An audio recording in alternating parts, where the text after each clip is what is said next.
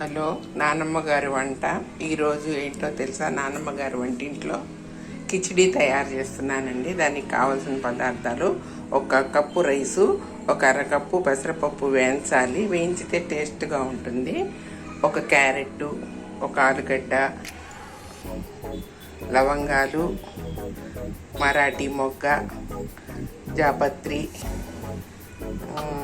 దాల్చిన చెక్క, సాజీరా, 4 పచ్చిమిర్చీలు, అల్లం పేస్టు, కొత్తిమీర, పుదీనా, కొన్ని పచ్చిశనగలు కూడా నానబెట్టేసి వేస్తే బాగా టేస్ట్గా ఉంటాయండి. నేను వేసేటప్పుడు మీకు చూపిస్తాను. ఈ కప్పు బియ్యాన్ని మనం కడిగేసుకొని కప్పుకి 2 కప్పులన్నర రైస్ వేసుకుంటే, రైస్ 2 కప్పుల 2.5 వాటర్ వేసేస్తే బాగా పుల్లుగా వస్తుంది. చాలా బాగుంటుంది. మీకు చేసేటప్పుడు మళ్ళీ పెడతా. ఇవాళ నానమ్మ గారి వంటింట్లో ఇవాళ నేను కిచిడి చేస్తున్నానండి. 1 కప్పు బియ్యానికి 1 అరకప్పు పెసరపప్పు కొంచెం దోరగా వేయించుకుంటే కమ్మగా ఉంటుందండి. చాలా రుచిగా ఉంటుంది. పచ్చిపప్పు పోస్తే రుచి ఉండదు. కొంచెం వేయించండి. వేయించితే ఆ టేస్టే వేరండి. భలే టేస్ట్గా ఉంటుంది. వేయించుకుంటే కమ్మగా ఉంటుంది. 1 కప్పు రైస్కి అరకప్పు పెసరపప్పు. హలో ఫ్రెండ్స్, స్టవ్ రాజేసేసి దీంట్లో 2 గరిటెల ఆయిల్ వేసుకుందాం.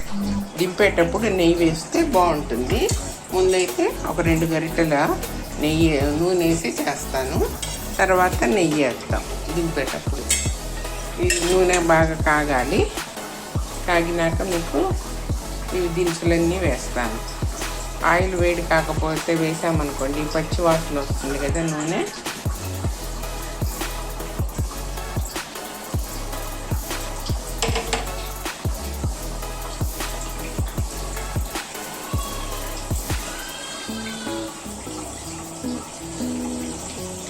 దాల్చిన చెక్క, సాజీరా, మొగ్గ, జాపత్రి, సాజీరా, 2 పచ్చిమిర్చీలు, సాజీరా కూడా ఇప్పుడే వేసేసుకున్నాను. వీటన్నిటిని వేయించుకోవాలి.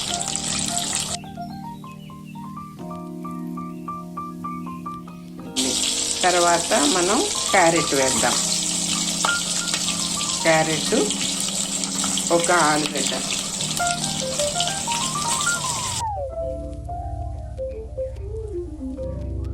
అల్లం పేస్ట్ వేద్దాం. అల్లం పేస్ట్ కూడా పచ్చి వాసన పోయిందాక వేయించాలి. ఇప్పుడు ఇది పచ్చి బఠానీలు నానబెట్టాం కదా, అవి కూడా వేస్తే అవి కూడా వేగుతాయి ఆయిల్లో.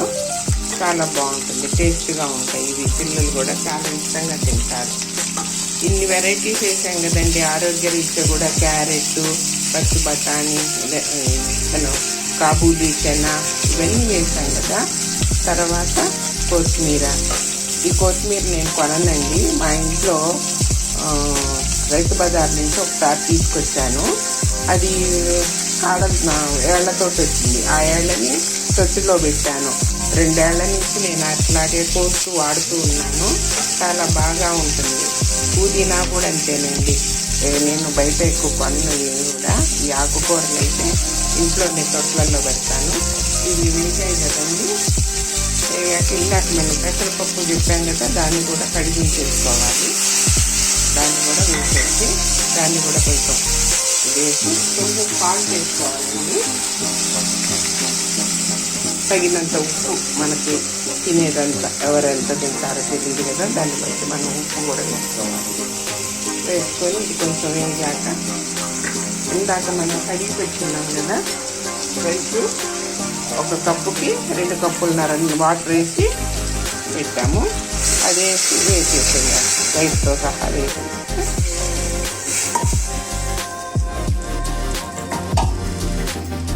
ఇది మనకి 2 విజిల్స్ రానిస్తే చాలండి. ఎక్కువ వస్తారులే. మామూలుగా కూడా వండుకోవచ్చు. ఇంకా కుక్కర్ అయితే తొందరగా అవుతుంది. ఇంకా ఉప్పు మనకు తగినంత చూసుకోండి, టేస్ట్ చూసుకొని కావాలంటే మళ్ళీ వేసుకోండి. అంత అయ్యాక చూపిస్తాను. హాయ్ ఫ్రెండ్స్, కిచిడి తయారైపోయిందండి. చూడండి ఎంత బాగుందో, అన్ని దినుసులు వేసి. దీంట్లోకెల్లా పెరుగు చట్నీ చాలా బాగుంటుంది. కాస్త పెసర పునుగులు కూడా వేసాను, కలుపుకొని తింటే బాగుంటుంది. ఫ్రెండ్స్, సబ్స్క్రైబ్ చేసుకోండి, లైక్ కొట్టండి. ఏమన్నా ఉంటే కామెంట్స్ కూడా చేయండి. నేను కామెంట్స్ కూడా రెడీగా ఉన్నాను. అన్ని దినుసులు వేస్తే ఎంత కమ్మగా ఉంటుందో. పెద్దవాళ్ళకి చాలా ఇష్టం, పిల్లలకి కూడా క్యారెట్లు అవి తినరు కదా. ఇలా చేసి పెట్టామనుకోండి, వాళ్ళు శుభ్రంగా తెలియకుండా తింటారు. చేస్తారు కదా ఫ్రెండ్స్. Okay, bye.